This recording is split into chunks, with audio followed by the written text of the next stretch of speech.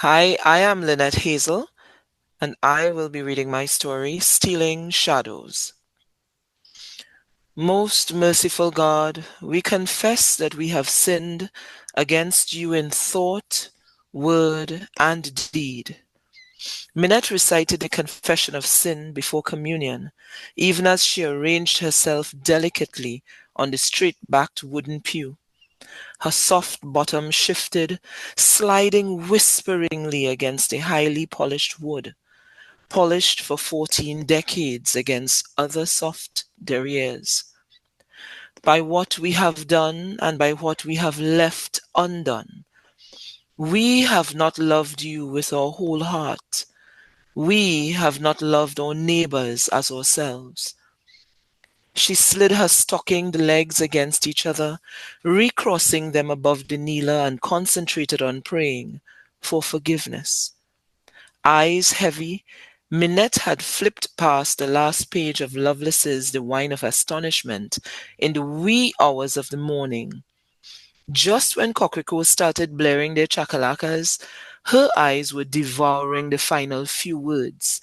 She had leaned back in her bed, stunned, fingers still pressing on the coarse pages of the open book, as though there were more words to come. For there had to be more. Her eyes had glazed up at the ceiling, seeing nothing of the wooden rafters stained light brown. She wished that she had read this book ages ago, had actually only encountered it now as it was on her Form 4 book list, and Daddy had bought the books just this week, much later than usual. She couldn't believe that so many adults could get things so very wrong. What else didn't she understand? But she understood this now. She understood that she had so many lies to unlearn. So many times she had shied away from Shouter Baptists, half believing the whisperings that they weren't Christians like Anglican and Catholic. She lurched forward, and her head fell into her open palms as she remembered her fear when first seeing Baptists worshipping at Market Street Corner, opposite to Tech in Scarborough a few years ago. She and Mammy had to pass them on the way to the market from the bus terminus. Place was already bustling on a Saturday morning, and there they were, making more noise, ringing bell as though their very life depended on it. The leader leaning into that robust ringing. Even their colors were loud, outfitted in a deep brown, the rich color of the soft loam on a main ridge trail, waists tightly cinched in saffron waistbands, marching up and down, surveying the corner, and the gusto of their singing voices rioting with the vehicles trundling past. Minette had switched to walk on the other side of her mother, walking far enough away to keep even her shadow from falling on the golden plate and calabash heaving with flowers that squatted on the ground, striving to keep away from them, eyes cast down yet sliding right to regard them peripherally. One lady with her tambourine and another clapping and singing gustily too. Minette shook her head from side to side as shame rose up in her and suffused her tingling bronzed skin at the recollection. Minette heard the measured tones of Father Philemon's sermon droning on, his lovely baritone the only sound, resonant in the chamber of the church, except for other soft murmured swishings of other board bottoms easing into more comfortable positions. Seated in a pew to the left of the nave and facing the small altar, she usually loved how the early eastern light, shafting from the towering clerestory windows through patterned, colored panes, danced with the dust motes in a silent concert as the sun rose higher into the sky, bathing the entire altar, as well as the hanging Jesus nailed to his cross in a trapped roseate light. The delicate thrilling, The delicate trilling of the Sanctus bells, signaling the consecration of bread and wine, called Minette to kneel, dip her head most holily, and then rise. The lack of haste in the delivery of the entire service creating calm. Its liturgies and catechisms learned and memorized since earliest childhood clung about her as soon as she entered the nave and genuflected. Her white, lace-fronted dress and Mammy's pale yellow one bobbing in tandem. Calm, as opposed to the fever which had arisen yesterday evening in the St. Peter of the Rock Spiritual Baptist Church, perched on the backside of Patience Hill, looking down into a ravine and over the forested plain. Arriving at the community center for the final dress rehearsal, instead, they were actually heading in convoy to the church for a blessing before the entire troop traveled to Trinidad for Best Village. As Minette turned her head to look out at the valley below, she caught sight of a large blue and black morpho butterfly, lazily looping its zigzag way from the gathered blooms, and then lost to sight as it descended into the ravine.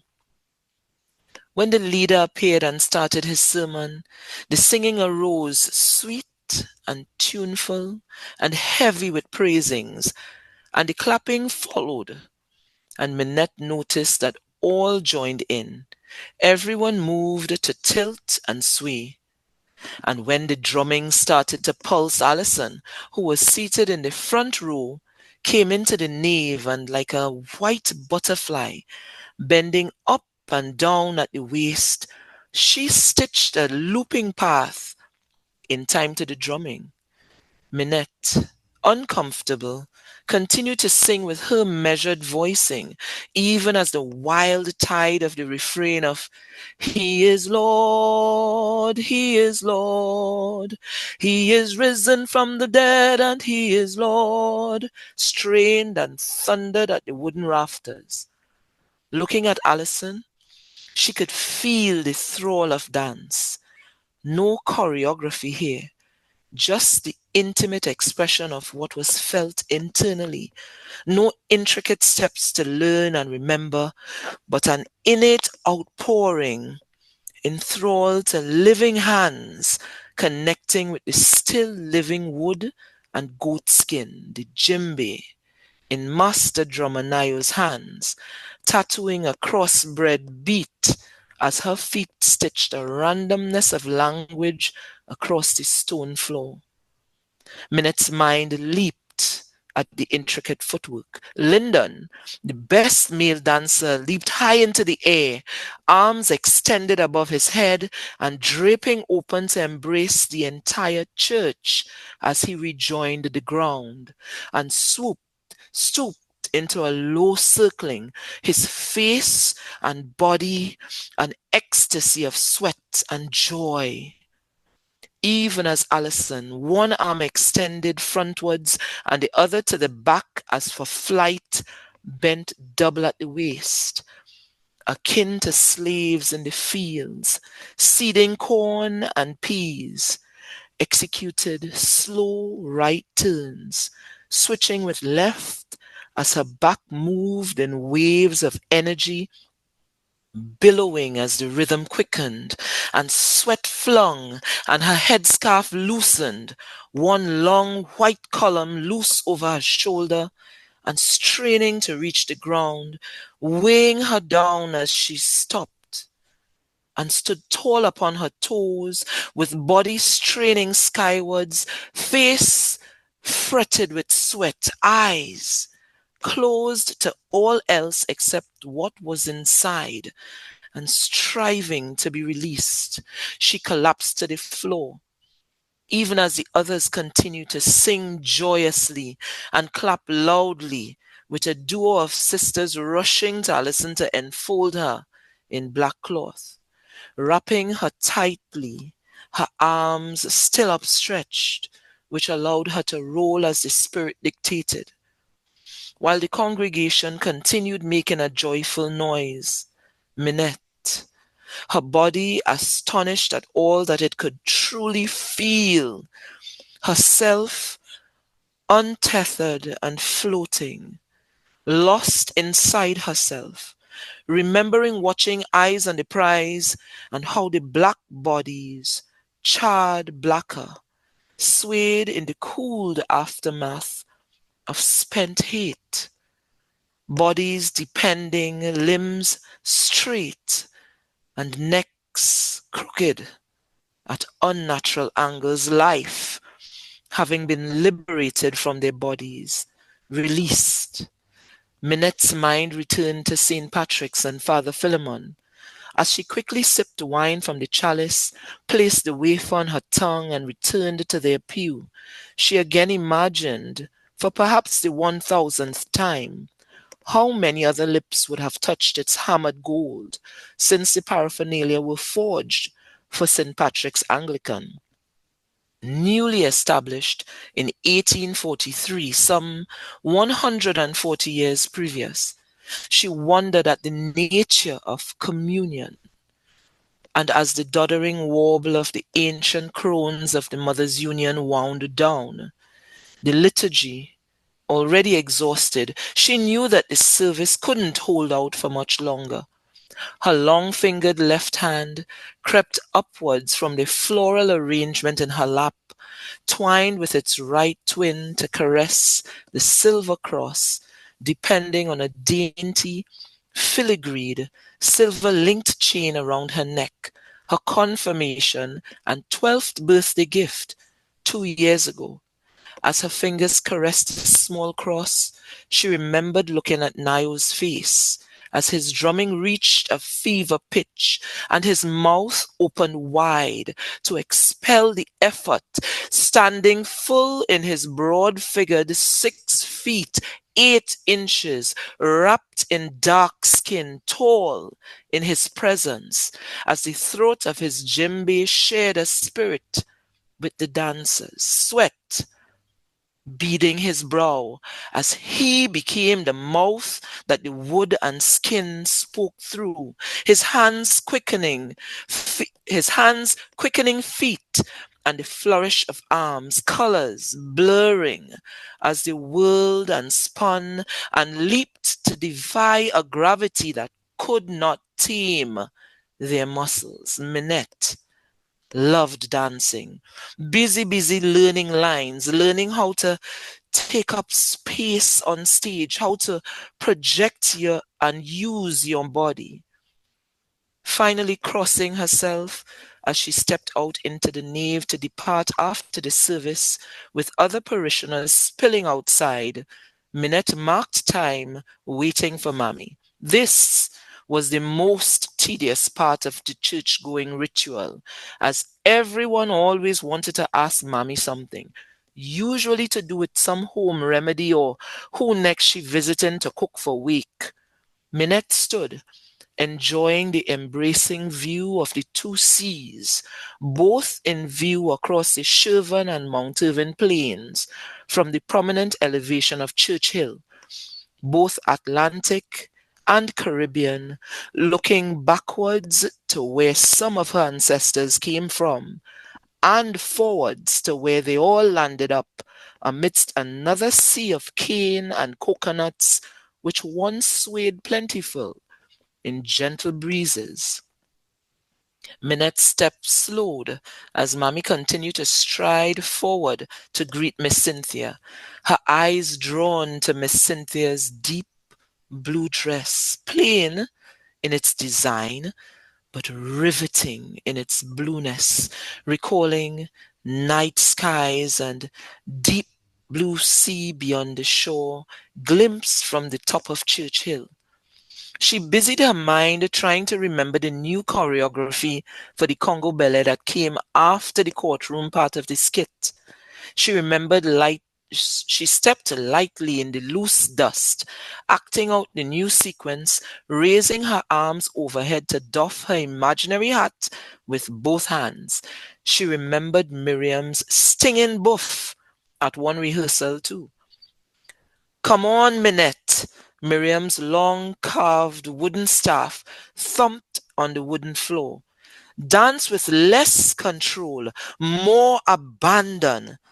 Let your body go. And Minette, swimming her way to understanding how to let go of a body that mommy told her to always hold in rigid control, to never ever abandon yourself for boys to take advantage of. Never forget yourself to the point where you lose yourself, mommy always often repeated. Still feeling false and stiff, she had stepped aside, sweating, looking at how easily the experienced dancers floated through the sequences without hesitations and fumbling, their full body enjoyment apparent, and ease with their body that she strove towards. Her mind still fretted, wondering, how does one get lighter? How do you defy gravity? How to leap far above and leave your shadow grounded? She felt a new languor in her body and felt as though she could finally let her body dance easy. She recalled crossing herself as she stepped out into the nave to depart, emerging from the Baptist church into the soft darkness, feeling refreshed, spent, yet energized in some fundamental way, centered, feeling as though she could walk across mountains, one apex to the next, yet mindful of and connected to the unhurried running of water at the bottom of the ravine, charting new ways onto old ways at every flooding, having to lose yourself first before you could ever find it, and emerging from the spirit onto a place sacred like river mouth, where sweet river water mixing with brine to make the place holy. The end. Thank you.